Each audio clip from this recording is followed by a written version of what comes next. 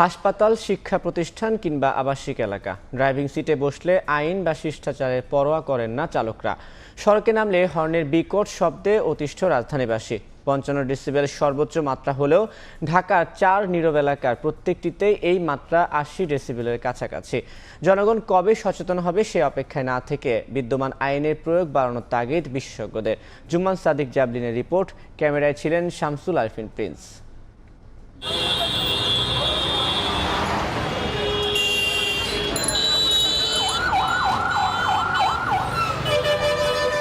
শহুরে কাব্যে ট্রাফিকের ক্যাকাফোনির বিশেষ আবেদন থাকলেও তিলোত্তমা ঢাকার বাস্তবতা বলছে এখানে শব্দ দূষণ রূপ নিয়েছে শব্দ সন্ত্রাসে, যার প্রধানতম কারণ ছোট বড় প্রাইভেট কিংবা পাবলিক যানবাহনের অযাচিত হর্ন।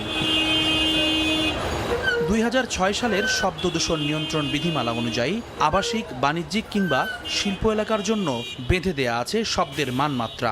এর পাশাপাশি শিক্ষা প্রতিষ্ঠান, পাঠাগার, হাসপাতাল সহ বিভিন্ন প্রতিষ্ঠানকে চিহ্নিত করা হয়েছে নীরব এলাকা হিসেবে। ঢাকার শব্দ দূষণ নিয়ন্ত্রণে সচিবালয়, আগারগাঁও ও সম্প্রতি বিমানবন্দর এলাকাকে নীরব এলাকা ঘোষণা করেছে সরকার। তাতে কাজের কাজ হয়নি কিছুই। প্রায় প্রতিটি গুরুত্বপূর্ণ পয়েন্টেই শব্দের মাত্রা পৌঁছে গেছে 75 ডেসিবেলের বেশি। পথে চলতে প্রতিনিয়ত কানের ওপর এই অত্যাচারে নাজেহাল ট্রাফিকের দায়িত্ব পালনকারী পুলিশ, খুদে শিক্ষার্থী আর পথচারীরাও। এটা আসলে শুধু পলিউশনের ভিতর আসলে সীমাবদ্ধ নেই, এটার খুবই বাজে অবস্থা হয়ে গেছে। এখানে হর্ন বাজানো নিষেধ, এরকম অনেক ব্যানার ফেস্টুন লাগানো থাকে, কিন্তু আসলে কথা হচ্ছে এটা কতজন মানে। গ্রামে তো এতটা শব্দ হয় না, কিন্তু ঢাকা শহরে আসলে অতিরিক্ত সাউন্ডের কারণে মাথায় একটা প্রবলেম হয়। অনেক অ্যাম্বুলেন্স আমরা নিজেরা দেখেছি যেগুলোতে কোনো রুগীই নেই, এত লাউডলি সাউন্ড করে চলে যাচ্ছে, যেটা মনে করেন আমরা ক্ষতিগ্রস্ত হচ্ছি, প্লাস রাস্তায় যারা চলাচল করতেছে তারাও ক্ষতিগ্রস্ত হচ্ছে। অনেক কারণে দেখতেছে যে এখানে যানজট সৃষ্টি আছে, গাড়ি যাইতে পারতে, সিগন্যাল ফুড়ি গেছে, তারপরেও হরেন বাজে। আপনাদের মাধ্যমে ওনাদেরকে বলতে চাই যেন ওনারা, ড্রাইভার সাহেবরা যেন অকারণে হর্ন না বাজায়।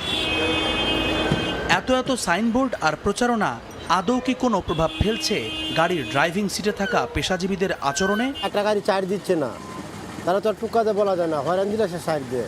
ওই গাড়ি দেখছেন রোডে প্রতিবন্ধকতা করে দাঁড়ায় রয়েছে, এই কারণে হরেন মারতে হয়। অটো রিক্সা আর এই যে পাওয়ার রিক্সা, এগুলোর জন্য আমাদের হরেন বাজাইতে হয় বেশি। মাস লেভেলে আইনের ভঙ্গের যে প্রবণতা মানুষের ভিতরে আছে, সেটির কারণে শব্দ দূষণ নিয়ন্ত্রণ করা যাচ্ছে না। স্বাস্থ্য বিশেষজ্ঞরা বলছেন, টানা উচ্চ শব্দের মধ্যে থাকায় কেবল বধিরতা নয়, মেজাজ খিটখিটে হওয়া, নিদ্রাহীনতা, উচ্চ রক্তচাপ, হৃদরোগ, মস্তিষ্ক সহ বিভিন্ন স্বাস্থ্য ঝুঁকিতে আছে এই শহরের লাখ লাখ মানুষ। ব্রেইনের একটা ক্যাপাসিটি থাকে, অতিরিক্ত চিল্লাচিল্লি করলে তার ব্রেইনে একটা ইরিটেট হয়, অনেকের একটু পালপিটেশন থাকে, হার্টে প্রবলেম থাকলে ওদের হার্টবিট বেড়ে যায় এবং এটার জন্য ব্লাড প্রেশারও বেড়ে যায়। বিদ্যমান আইন সংস্কারে কাজ চলছে জানিয়ে পরিবেশ উপদেষ্টা জানালেন, পুলিশের হাতে দেয়া হবে আইন প্রয়োগের ক্ষমতা। ঢাকার 10টা এলাকাতে লাগাতার একটা ক্যাম্পেইন, যেটা আমরা এয়ারপোর্ট এলাকায় করলাম, ওটা করব। এর মধ্যে যদি আইনটা হয়ে যায়, যেখানে পুলিশকে যদি এম্পাওয়ার করি, পুলিশও তাহলে ফাইন করতে পারবে। 1.5 থেকে 2 বছরের মধ্যে আমরা একটা পরিকল্পনা করে এটাকে নিয়ন্ত্রণে আমাদের আনতেই হবে। কোনো সভ্য দেশে এটা চলতে পারে না। বিশ্ব স্বাস্থ্য সংস্থার নির্দেশনা অনুযায়ী মানুষের জন্য শব্দের গ্রহণযোগ্য মাত্রা 55 ডেসিবেল। কান ফাটানো হর্ন থেকে রাজধানীবাসীকে কিছুটা প্রশান্তি দিতে আরও নতুন 10টি নীরব এলাকা ঘোষণার পরিকল্পনা রয়েছে পরিবেশ অধিদপ্তরের, এবং তা বাস্তবায়িত হবে খুব শীঘ্রই। তবে শুধুমাত্র এই নীরব এলাকার ঘোষণা কিংবা আইনের সংস্কার নয়, আইনের শক্ত প্রয়োগ প্রয়োজন শব্দ দূষণ নিয়ন্ত্রণে, এমনটাই মনে করছেন সংশ্লিষ্টরা। একই সঙ্গে বাড়াতে হবে জনসচেতনতা। আগারগাঁও থেকে জুম্মান সাদিক জাভলিন, সময় সংবাদ, ঢাকা।